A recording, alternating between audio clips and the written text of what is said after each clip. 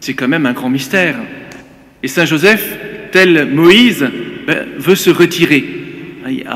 À pas feutrer, il se recule, il se retire. Et il faut l'intervention d'un ange, c'est-à-dire d'un messager, pour lui dire, écoute, ne crains pas, Joseph, de prendre Marie chez toi, ton épouse, l'enfant qui est engendré en elle vient de l'Esprit Saint.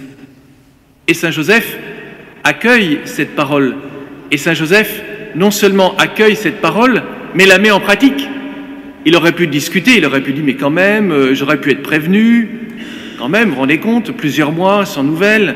Et en plus, il y a un truc, c'est quand même, habituellement, ça ne se passe pas comme ça. J'aurais pu être prévenu quand même. D'accord, j'ai été choisi pour être le père de Jésus, le protecteur de la Sainte Famille, donc du coup, j'étais quand même le premier qui devait être au courant. Non, Saint Joseph, il accueille la parole. Remarquez qu'il n'y a pas besoin d'histoire familiale pour cela. Toutes nos histoires, lorsque Dieu nous surprend, lorsque Dieu ne nous prévient pas, lorsqu'il change nos projets, ça vous est déjà arrivé sûrement ça. Préparez quelque chose, vous avez un grand projet, puis Dieu change tout.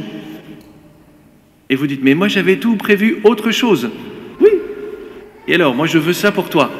Et tu me fais confiance? La difficulté, c'est que nous ne faisons pas confiance. Nous doutons que Dieu soit bon pour nous. C'est une vieille histoire. C'était le 8 décembre, on a lu le péché originel. Est-ce que tu préfères écouter la parole de Dieu, qui veut ton bien, qui t'aime, qui t'a créé à son image et à sa ressemblance, ou bien est-ce que tu préfères la catéchèse du mauvais? Mais non. Mais enfin, c'était bien mieux ce que tu avais prévu.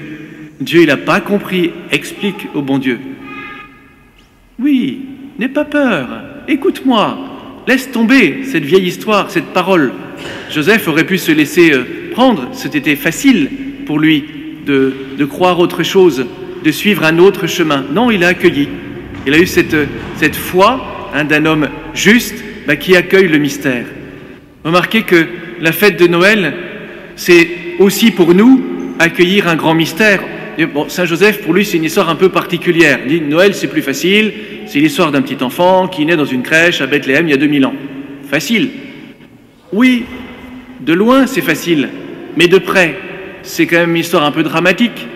Un enfant qui naît dans une étable, dans un lieu un peu isolé, la nuit, seul, loin de leur famille. Bien sûr, tous les enfants naissent dans les mêmes conditions. Je ne crois pas. Un Dieu qui s'est fait homme, une mère qui est vierge, un père qui est le père adoptif de Jésus. Oui, tout cela est tout à fait normal. Non, c'est un peu étonnant quand même.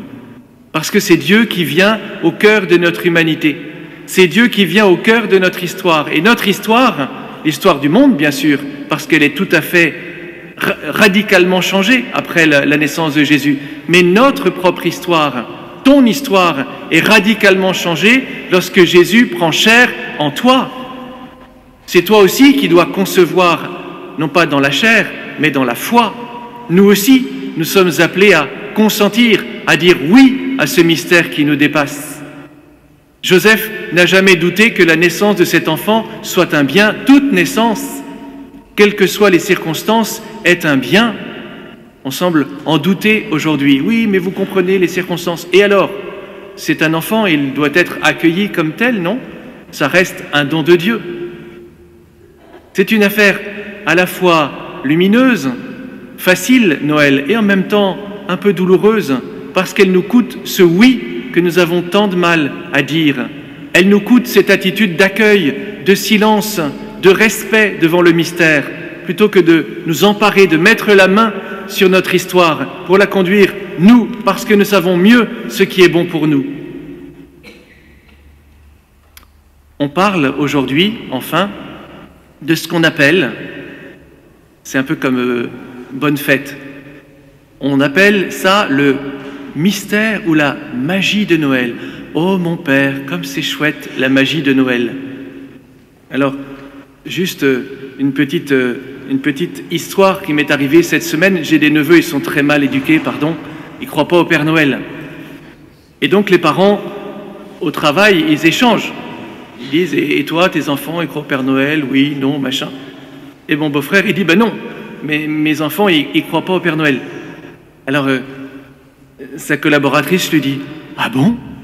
vous fêtez pas Noël à la maison avec un air tragique?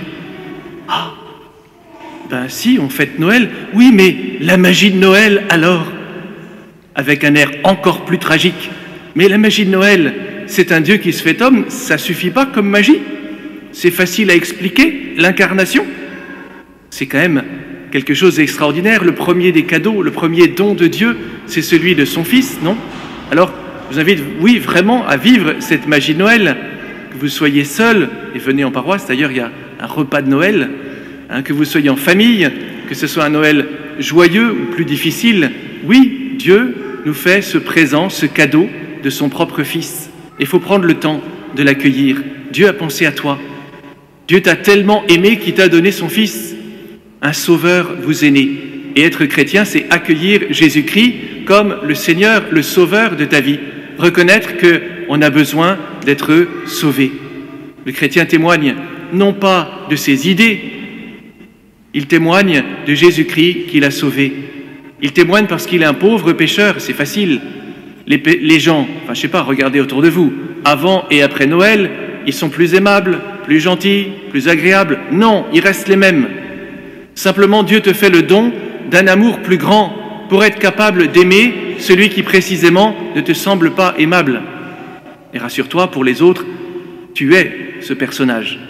Alors, accueillons ensemble ce présent, ce trésor extraordinaire que Dieu veut nous donner, et alors nous pourrons vivre la magie de Noël. Amen.